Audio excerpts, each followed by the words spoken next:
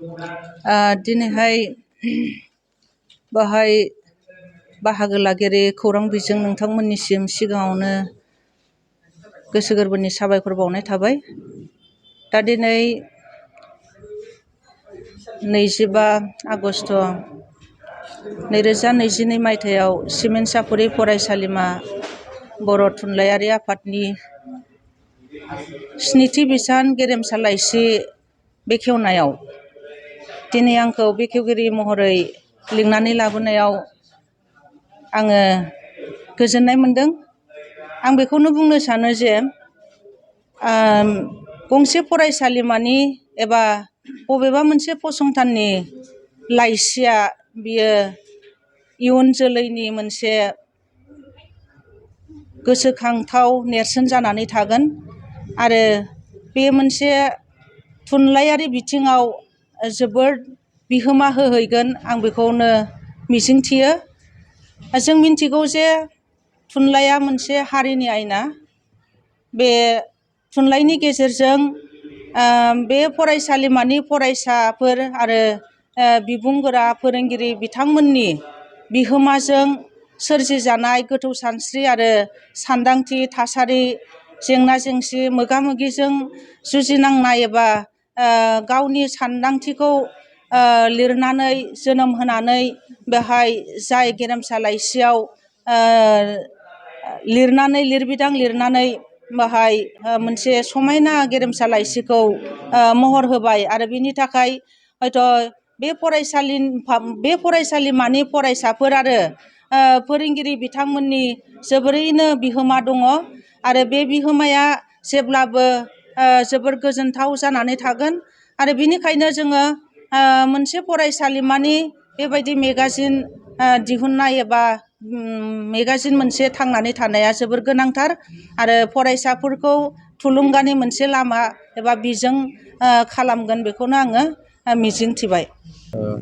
गिबियावनो रादाब बिजोंनि गासिबो दैदेनगिरि नोंथांमोननिसिम गोजोननाय जासिहरबाय। जोंहा बेखेवगिरि महरै एसपुद गोजौ फरायसालिनि फोरोंगिरि मानगोनां मुस्रिमा सोरजिला औवारि बिथांखौ जों हांख्रायनानै लाबोनाय जादोंमोन दिनैनि बे स्निथि बिसान गेरेमसा लाइसिखौ खुगा लाइसिखौ बेखेवना होफैनो थाखाय। लोगोसेनो सोलोंथाइ सांग्रांथि मेल, बे सोलोंथाइ सांग्रांथि मेलखौ बेखेवनो जोंनिनो सिमेन्ट-सापरि फरायसालिमानि बिबुंगोरा मानगोनां राफोदाय मुसाहारि सार बिथांखौ जोङो हांख्रायनानै लाबोनाय जादोंमोन।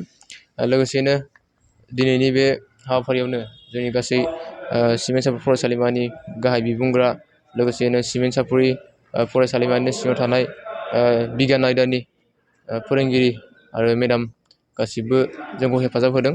लोगोसेनो सिमेन्ट-सापरि बर' फरायसा थुनलाइयारि आफादनि गासैबो बिबानगिरि बिथांमोना जोंखौ हाजासे बा जों खौसेयै बे हाबाफारिखौ लानाय जादों। लोगोसेयैनो जोंनि बे हालामाव थानाय गोबां फालांगियारि, जेरै लोगोसे आफाद खौसेथि बर' सुबुं आफाद, दुलाराय बर' फरायसा आफाद आरो दुलाराय आइजो अनसाय आफाद, गासैबो बर' जनाय जिल्ला साहित्य, लोगोसेयैनो धेमाजि जिल्ला दुलाराय बर' फरायसा आफाद, गासैबो आफादफ्रा जोंखौ हेफाजाब होनानै जोंनि बे सिमेन्ट-सापरि फरायसालिमा बर' फरायसा थुनलाइयारि आफादनि गेरेमसा लाइसिखौ मोगथां महर होनायाव जोंखौ हाजासे हेफाजाब होदों। लोगोसेनो आसा खालामो फैबाय थानाय समफोराव जोंनि बर' फरायसाफ्रा जायनोखि दा गोदान गोदान फैदों फार्स्ट इयार बा हायार सेकेन्डारि डिग्रि लेभेलाव, दा बिथांमोनखौबो जों खावलायदों जे कलेजाव फैनायजों लोगोसे जोंनि बे सिमेन्ट-सापरि बर' फरायसा थुनलाइयारि आफादजों लोब्बा थानांगौ। लोगोसे थुनलाइ आयदाखौ जों जौगासार होनांगौ, जोंनि बर'नि हांखोखौ जों गेरेमसा महर होनांगौ, जों माखासे गाव गावनि हारिमुखौ लाखिनांगौ, गाननाय जोमनायखौ लानानै। आरो गोबां दिनै फरायसाफोरखौ जों नुनो मोन्दों आरो नुबायबो दं, खोनाबायबो दं। दिनै गोबां जाथाय जालांबाय दं जोंनि बे सिमेन्ट-सापरि बर' फरायसा थुनलाइयारि आफादनि आरो गुबुन गुबुन हारिनि फरायसाफोराबो जाबाय दं।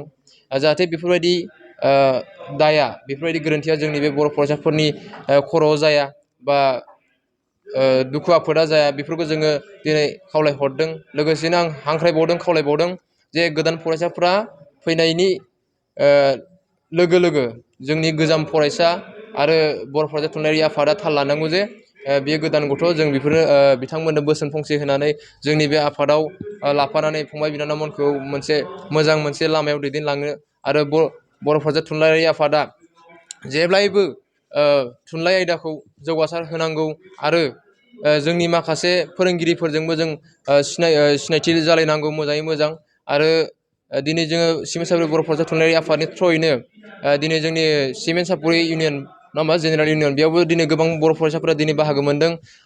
जोंनि जुदि बे बर' फरायसा आफादा जुदि थांनानै थाबाय थायोब्ला जोंनि बे सिमेन्ट सापरि बर' फरायसालिमायाव मालाबाबो जोंखौ गुबुन हारिया गादबनो हानाय नङा।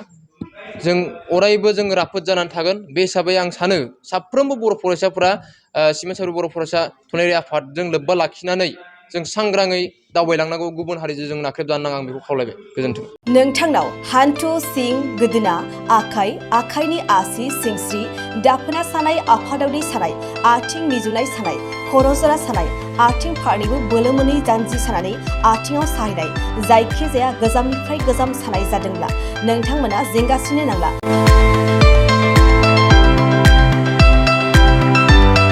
नोंथांमोननि थाखाय खम बेसेनावनो लाबोदों फिल नेचार जइन्ट पेन वेल। बे थाव मालिसखौ फुनोब्लानो नोंथांनि गासै सानाय जेंनाया खारगोन। अब्ला मानोथो गोबाव खालामखो? अर्डार आरो गोबां मोनथिनो थाखाय नैबे जानबुं नङाव फन खालाम 9974030738।